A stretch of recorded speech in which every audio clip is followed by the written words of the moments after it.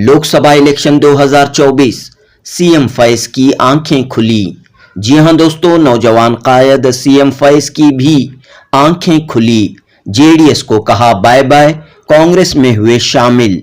साबिक मरकजी वजीर सीएम इब्राहिम के फर्जंद सीएम फैज अब कांग्रेसी बन गए हैं। कांग्रेस पार्टी के जरिए अवाम की, समाज की खिदमत करने का अज़्म रखते हैं, जज्बा रखते हैं।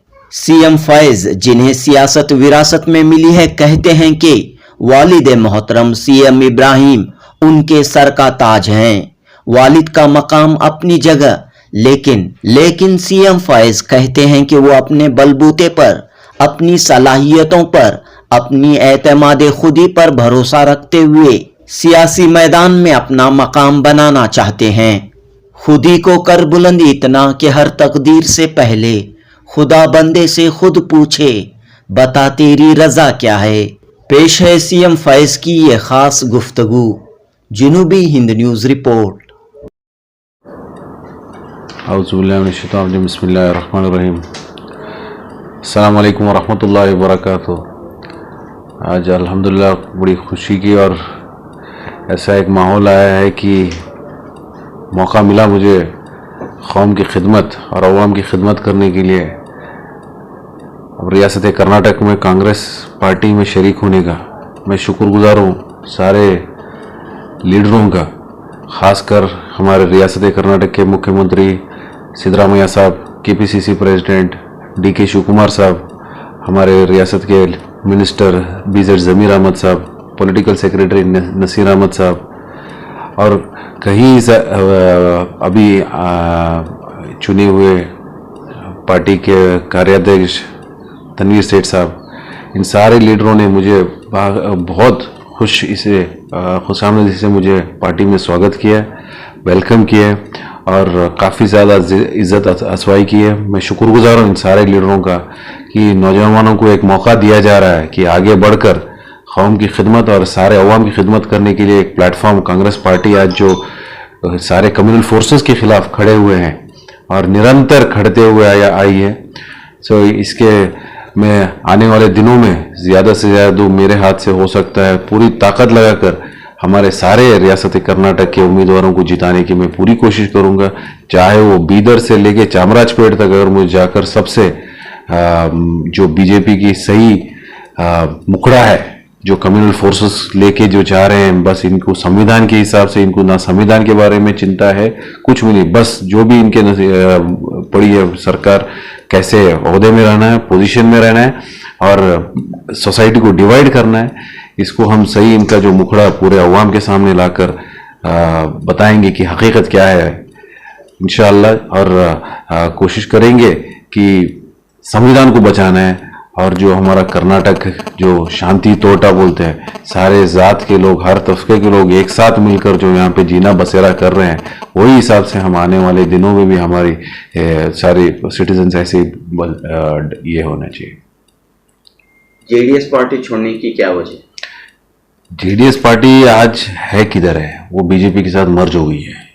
दिन ब दिन आप देखते आ रहे हैं और ये सारे लोगों के सामने ये पूरा डिस्प्ले हो रहा है। जो उनकी आइडेंटिटी थी आज खत्म हो गई है। हर जगह जा रहे हैं तो वो जेडीएस सिंबल नहीं, ज्यादा पूरा केसरी शाल दिख रहा है, वो पार्टी के साथ मर्ज हो गई है। बीजेपी का अस्तित्व बीजेपी के साथ हो गया, जेडीएस का अस्तित्व नहीं रहा है। और आने वाले दिनों में फॉर्मेलिटी है, इनका फॉर्मल ज्वाइनिंग बाकी है, नोशनली मर्ज हो चुके हैं। तो बीजेपी में उनकी जो आइडियोलॉजी पे हमें बिल्कुल विश्वास नहीं है। जेडीएस में ज्वाइन होने का एक ये था कि ये जिस हिसाब से सारे कम्युनल फोर्सेस के खिलाफ और संविधान के हित में जो काम करते थे, जैसे कर्नाटक में जिन इश्यूज थे उस पर वो लोग ज्यादातर ये क्लियर थे उनके इश्यूज के ऊपर। बट जब से असेंबली इलेक्शन हुआ, जेडीएस का आइडियोलॉजी एकदम बदल गया, बिल्कुल बदल गया। और वो जितना बीजेपी के विरोध करके उन्होंने असेंबली इलेक्शन लड़ा है, कहाँ वो सब भूल गए। तो अगर आइडियोलॉजी कॉम्प्रोमाइज हो गया तो जेडीएस में रहने से क्या मतलब है। हम सियासत में हैं लोगों की खिदमत करने के लिए, अवाम की जो दर्द दुख समझकर उनकी मदद करने के लिए, खुद अपने हक के लिए लड़ने के लिए नहीं है या अपने जाती मफाद के लिए नहीं है। लेकिन जेडीएस तो अपने जाती मफाद के लिए वो बीजेपी के साथ हाथ जोड़ लिए, आइडियोलॉजी को कॉम्प्रोमाइज कर दी, तो कहाँ बचा कहाँ रहा है फिर जेडीएस में रहने से। अच्छा, कांग्रेस में जो आए आपको जो वेलकम करने में कौन से मुस्लिम लीडर का हाथ दिया जा रहा है? सब लोगों का, सब ओवरवेलमिंग, जमीर अहमद साहब हो, नसीर अहमद साहब हो, हमारे तनवीर साहब हो, और अनवर साहब हो, और सब सब सब लोगों ने, रहीम खान साहब हो, सब लोगों ने बहुत ये वेलकम किया और इतना मुझे सम्मान दिया कि मुझे यही ये है कि मैं इन सब का जो इन्होंने मेरे पे विश्वास कर मुझे यहाँ तक एक मौका दिया, आगे इसको कैसे बरकरार रखने की मेरी पूरी कोशिश रहेगी इंशाल्लाह। क्या ये आपका वर्चस्व था या सीएम इमरान साहब? देखिए, वालिद है मेरे सर के ताज है, वो बिल्कुल कहीं कॉम्प्रोमाइज होगा नहीं और वो होगा बिल्कुल, उस पर कोई दो राय नहीं है। तो मेरे वालिद का सर पे मेरे हाथ कभी भी रहेगा। जब जहाँ तक सियासी एक पोजीशन है, मैं खुद एक इलेक्शन लड़ चुका हूँ अभी हुमनाबाद में, इतने यहाँ से करीब 700 किलोमीटर बेंगलुरु से दूर। ना वो मेरा ननियाल था, ना मेरा ससुराल है, ना मेरा दादियाल है, कुछ नहीं। बावजूद उसके मैं उतनी दूर जाकर खुद के एक ना तो जेडीएस का बेल्ट था, अपने बलबूते पर मेहनत कर कर लोगों के साथ जुड़कर 26-27 हजार वोट लेकर लोगों ने मेरे साथ हाथ जोड़ा है। तो कहीं ना कहीं एक उम्मीद मेरे में भी है, एक कॉन्फिडेंस मेरे में है कि अगर हम लोगों के सही उनके मसले मसाइल समझकर उनके साथ जुड़ेंगे तो आगे आने वाले दिनों में आपके साथ अवाम खड़ी रहेगी। बस यही एक इरादे से हम आगे बढ़ रहे हैं। दुआ तो वालिद साहब का रहेगा ही, लेकिन पॉलिटिकली आज उनका थॉट प्रोसेस, वो मेरा एक पर्सनल थॉट प्रोसेस है कांग्रेस ज्वाइन करने का। अच्छा, कुछ जिम्मेदारी ले रहे हैं? इंशाल्लाह पार्टी अगर जो जिम्मेदारी देना चाहेगी, खुले दिल से, खुले हाथ से, पूरे हिम्मत से हम उसको एक्सेप्ट करेंगे। बेंगलुरु सेंट्रल में मुस्लिम कैंडिडेट मंसूर अली खान है, इनके लिए आपका कैंपेन रहा है? बिल्कुल।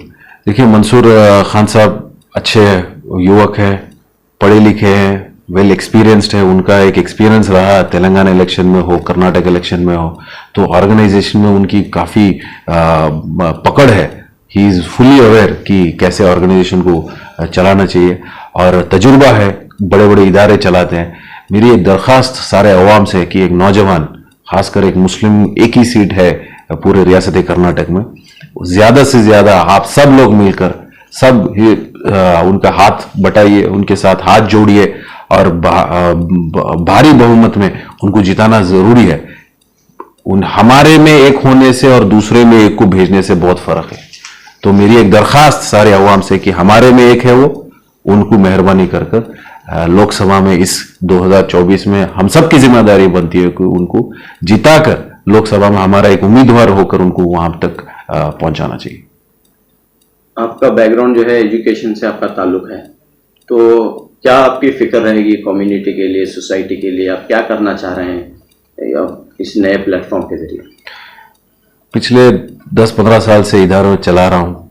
अल्लाह का लाख लाख शुक्र है कि ऐसा एक मौका हमें मिला है कि एजुकेशन के थ्रू कौम की खिदमत और सारी मुल्क और इसमें ग्रेजुएट्स ये कर रहे हैं। जहाँ मेरा हुमनाबाद में एक मौका मिला इलेक्शन कंटेस्ट करने का, तो मैं सबसे ज़्यादा वहाँ पे जो खिल्लत देखी है कि तरबियत, तालीम, लैक ऑफ एजुकेशन, और ख़ासकर हमारी कम्युनिटी में ये लैक ऑफ एजुकेशन बहुत ये रहा है, मसला रहा है। तो जहाँ बेंगलोर में जो इदारे चल रहे हैं, कोशिश अब यही है कि इदारों को आगे से ज़्यादा सेंटर्स में ले जाएं। हुमनाबाद में इंशाल्लाह दुआ कीजिए, वहाँ पे एक इदारा क़ायम करने के लिए एक जगह लिया हूँ अभी ऑलरेडी। उसकी तामीर अभी अगले इलेक्शन होते ही मैं शुरू करूँगा इंशाल्लाह। और ऐसे जहाँ जहाँ हो सका है, एक अपॉर्चुनिटी है, अल्लाह ने जो मेरे हाथ में ताकत दिया है, कोशिश करेंगे कि खासकर मुसलमानों के बीच और जो डिप्राइव सोसाइटी है, एससी है, एसटी है, जो सोशली बैकवर्ड क्लासेस है, इनको सब साथ लेकर एक कॉम्बिनेशन बनाकर इनको एजुकेशन में, मेन स्ट्रीम एजुकेशन में लाया गया।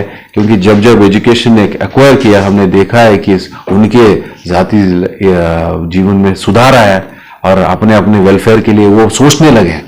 तो education is the most powerful instrument, मैं ये समझता हूँ। और आने वाले दिनों में चाहे वो रियासत कर्नाटक में हो, मेरे खुद के हाथ से जो हो सकता करेंगे। और गवर्नमेंट से भी यही रिक्वेस्ट करेंगे कि ज़्यादा से ज़्यादा इदारों को चाहे वो बैकवर्ड क्लासेस के हो, एससी हो और माइनॉरिटी के इंस्टीट्यूशंस को सपोर्ट सिस्टम करके भी मॉडर्नाइज किया जाए। मॉडर्नाइज करके इनको एक सिस्टम ऐसा बनाया गया है कि अकाउंटेबिलिटी फिक्स किया जाए, स्टूडेंट्स को मास एनरोलमेंट को, ग्रॉस एनरोलमेंट को बढ़ाया जाए। अभी हमारे जो 10th स्टैंडर्ड में ड्रॉप आउट्स ज़्यादा है, 10th स्टैंडर्ड के बाद ड्रॉप आउट्स बहुत ज़्यादा ड्रॉप आउट्स हो रहे हैं, तो इसको एनरोलमेंट, ग्रॉस एनरोलमेंट +1 +2 में भी लाया जाए।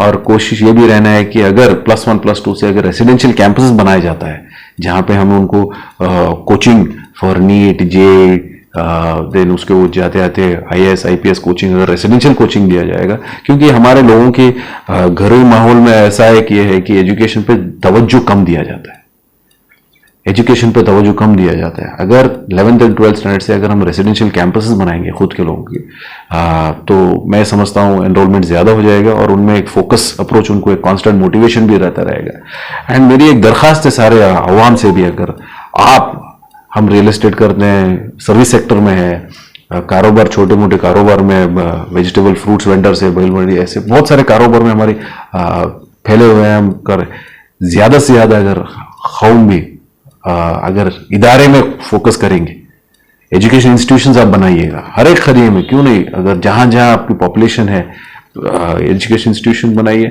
And it all are self sustaining, ऐसा नहीं कि अगर आपके हाथ से ही पूरा खर्चा करना पड़ रहा है।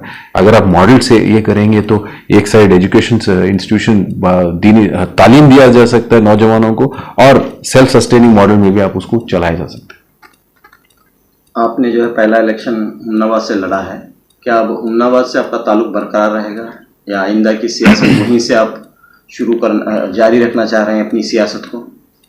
देखिए, बहुत कम वक्त में हुमनाबाद के लोगों ने मुझे चाहकर, अपना कर मुझे वोट दिया, मेरे पे विश्वास कर कुछ मेरे से उम्मीद देखकर मुझे वोट किया। इंशाल्लाह आने वाले दिनों में उनको नाउम्मीद नहीं होने दूंगा। रहा सवाल पार्टी, कांग्रेस पार्टी जहां हमें मुनासिब समझे, जिधर हमारे यूज़ करना चाहेंगे, अगर जिधर हमारे जो अपॉर्चुनिटीज़ अगर वो जिधर भी देंगे, ज़रूर हम पार्टी के हित में काम करेंगे।